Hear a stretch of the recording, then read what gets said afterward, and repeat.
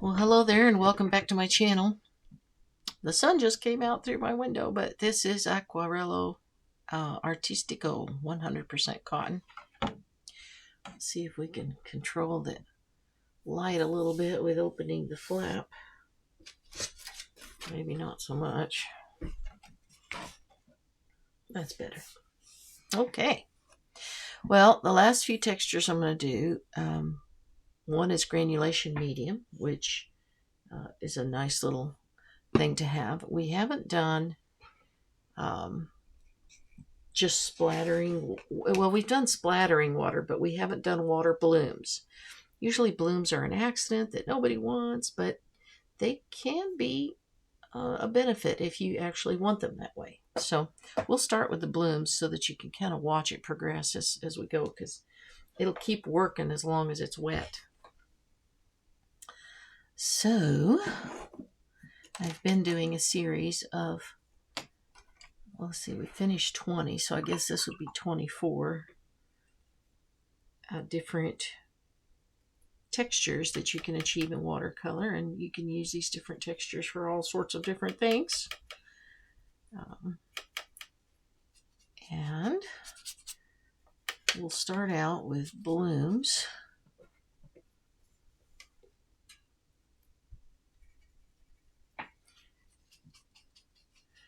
And in order to create blooms, you usually want it to lose its sheen. So I'm going to do two colors here so you can see the difference. Maybe a little more intense variety. It's the spice of life, right? Variety. Okay.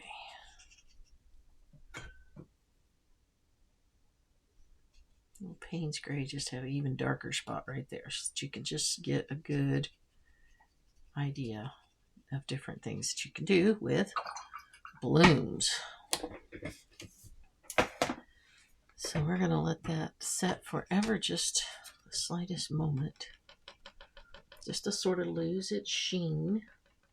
You can see the reflection. You can see the reflection of the light on it.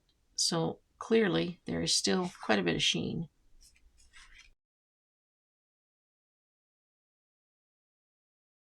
This is Venetian red, by the way. Just kind of weird red, sort of brick red, I guess. But it does mix really nice with blue because of its orange tones.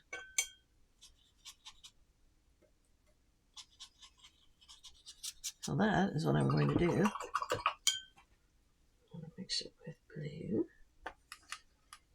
And this is Windsor blue.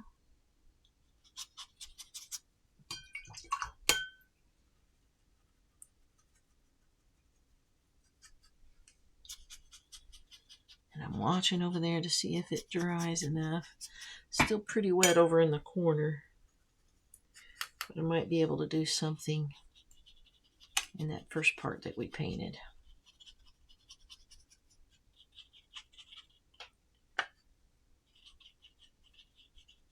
Okay. So we'll get this one, we'll do granulation. And I think I can do my first drop over here. Purposely create a couple of blooms. Here's a real wet one, so I'll just show you what happens if you do it in the wet. It's just sort of not quite the same thing. But that is blooms. This is granulation medium, which you can add while it's still quite wet, or you can wait. And you can actually mix it in with your brush if you want. You don't have to just drop it like you would water for blooms. You can actually mix it and, you know, spread it around. Just depends on what you want to do with it. But what it does is it will take a color that maybe doesn't granulate very much on its own, and will cause it to granulate, which can be a rather attractive effect. Especially if you're trying to do a hillside or sand or, you know, something like that. I'm going to add a little more granulation medium right there. Just because I want to see what it does, because it wasn't doing very much.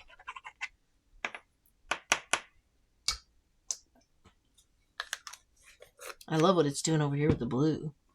Just doing all kinds of different things. Let's soak up a little extra water there. Give it a chance to do its thing. These blooms are pretty nice. Now see how this is where it had lost its sheen. Okay. This is where it still had its sheen. And you can see that the water just sort of vanished into that. It didn't really do much at all. Now if I came back and added a little bit, it might bloom some more. But when I put it down right at the beginning, it sure didn't do much because it just sort of blended with the existing water. You notice that as I rub my brush in the middle of that, if you do that, you are lifting a little bit, which will create a white spot in the middle of your bloom, which is kind of cool too if you want that. Granulation medium is working a little bit over here, but it works better with blues because they tend to be a little more naturally granulating anyway. But it sure doesn't do much with the Venetian red.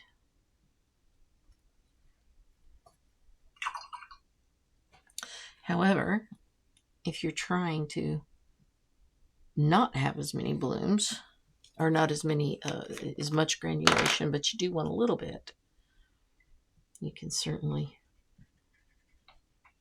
use that. Now this color, I'm going to mix it in with the paint a little more on the surface just to test what happens if I do that as opposed to just dropping it on it. So I've actually mixed quite a bit that I lifted out with my brush into that paint. We'll see what happens while it's drying, because granulation medium, it does its work really as it's drying. Now another thing I wanted to do that I had not shown, and we did some spritzing, but we didn't do the kind that I like the best, and that is to create, oh, that's a bad brush. Let's see if I can find a good brush. I guess I'll go back to that one. Let's see here.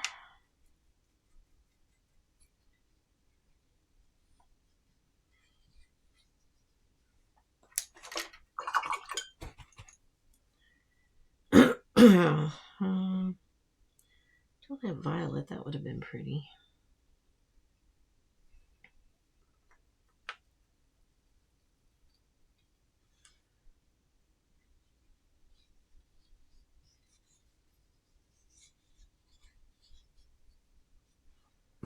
Okay, now I'm testing my spritzer on my hand first to make sure that I've got the right mist.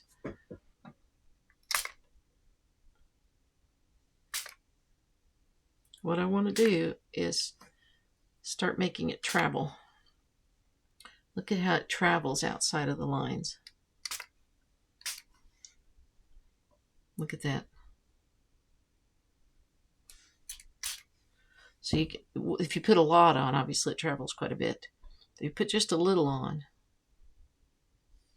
it just kind of makes it go out and creates interesting little branches almost.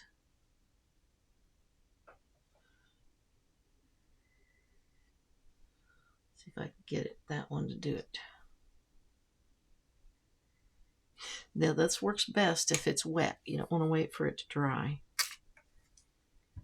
See how it, let me lift this up so you can get a little closer to it.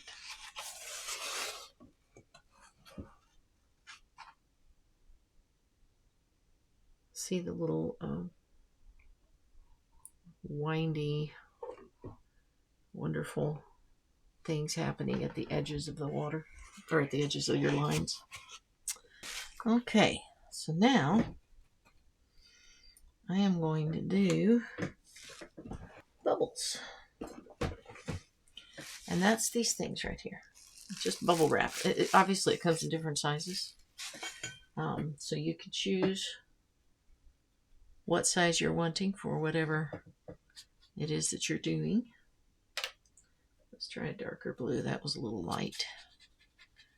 I think it might be more noticeable, the darker blue, and that is indigo, one of my favorite blues. It's wonderful for skies and all kinds of great things. Let's do some bubbles.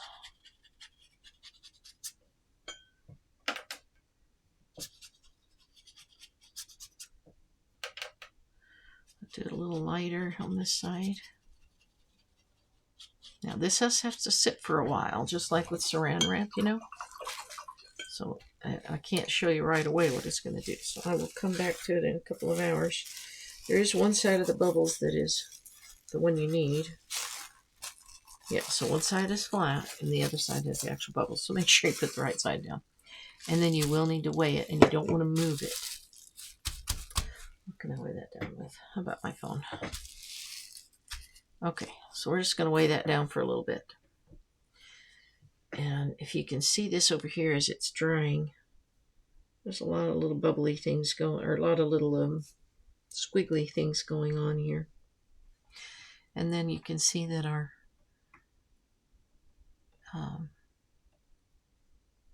blooms are doing their thing over here. This is the one that I tried again after it started to dry because it was too wet, and it is blooming. These are the ones that I waited until the sheen left the paper, and then I put water on it. And that's when you get the best blooms. Usually that blooms happen by accident. You're working on your painting and you didn't notice that there was one little area that just had a little more water sitting on it than everybody else or everywhere else on the paper. And oops, all of a sudden you've got a bloom in the middle of your sky in a cloud, or, you know, in the middle of your grass, or, you know, maybe you've got a horizon line and everything looks really good, and you walk away and that little spot that still had some sitting water over here has grown up into your sky, you know, from your grass. It's really very disappointing because it's hard. You can correct a bloom by trying to add something over it or whatever, but if it's in your sky, you're kind of stuck with it. So usually you want to avoid them, but there are times, for example, when you're doing a bunch of woods, like a whole bunch of trees together, splattering a little bit of onto the wet will create these blooms that do add some texture to a row of trees. So that's a good time to use blooms on purpose. I'm not super delighted with the texture of this granulation medium. I've only used it a couple of times. Maybe it's the colors. So I'm going to test another color while we're waiting on this to dry. And let's see if maybe I just picked bad colors for using granulation medium. So I'll come back to you in a little bit. So I decided to test another piece with granulation medium. I pre-wet this side before I put the paint down. I did not pre-wet that side. And then I dribbled granulation medium and I mixed it in here. I mixed it in here and mixed it in there, but I just let it sit here. So we're going to see what this is still quite wet. We're going to see what happens. It looks like it's definitely working better than it did with the Venetian red, which I'm not. This really turned into mud here. Obviously, Venetian red and what was that? Indigo are not good mixes. No, that wasn't indigo. That was Windsor blue. So Venetian red and Windsor blue make mud. Now we know. But it's not the color of the mud. It's what I was looking for was texture, which I'm just getting a little bit in here, which I'll zoom in on for you when this gets done drying, but just not superly impressed. So right here, this is raw sienna and this is indigo.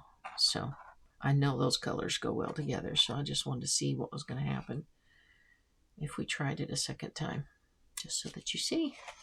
We'll be back in a little bit. Okay, it's been a couple of hours. I'm going to come back and look at this. Here's the dry blooms, purposeful blooms versus accidental. And I will move it up so you can see it more clearly. There's quite a bit of texture in this one that, remember, I put it down while it was still wet. And I didn't think it was blooming enough, and so I put another drop in there, and I kind of like it has a lot more texture than these do. These have more plant-like shapes around the edges, but this has quite a bit of texture, so that's kind of cool. It's nice to investigate those two options. This granulation medium, I didn't think did a whole heck of a lot on this thing at all. Now, I will tell you that I tried it again with different colors, and it definitely added quite a bit of texture to this one. There's a little bit of texture here. Not a huge amount. There is some texture right here if you look at that. That is pretty nice looking texture there.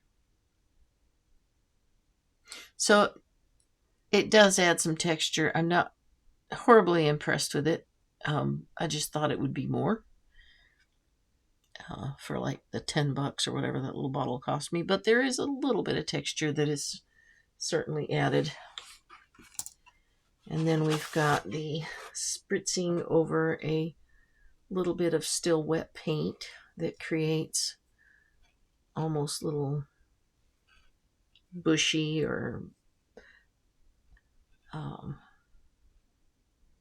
almost like little feeders coming out, little plants or something. I don't know, but it's neat looking. And then we've got our bubbles, packing bubbles. These are the little 1/4-inch ones. And I always just weighed that down and let it dry, and that's what it looks like.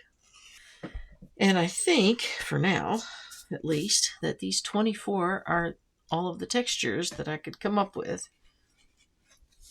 So we will move on to doing some more paintings next time and see what happens. Oh, here's another little bloom I was playing with before we started. It's just a bigger drop. I took my finger and dropped it instead of using my dropper, so it was a rather big drop. And then this was just a little tiny splash, and that actually looked kind of cool. So at any rate, we will see you next week. And as always, keep painting.